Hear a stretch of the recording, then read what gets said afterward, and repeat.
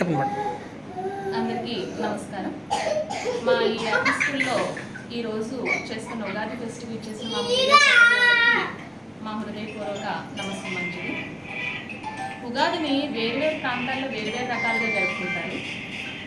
ముఖ్యంగా మన ఆంధ్ర, తెలంగాణ, కర్ణాటక రాష్ట్రాల్లో ఉగాదిగానే జరుపుకుంటారు. మరి ఈ ఉగాదిని లూనార్ క్యాలెండర్ ప్రకారం కౌంట్ చేస్తాం.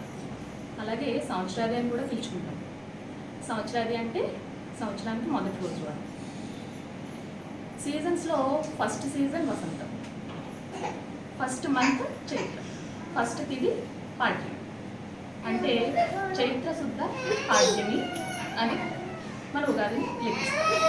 ఈ ఉగాదిని ఎంతో ఆనందోత్సవాలతో జరుపుకుంటాం. అలాగే ముఖ్యంగా అలంకరణ మన మామిడి తోరణాలు.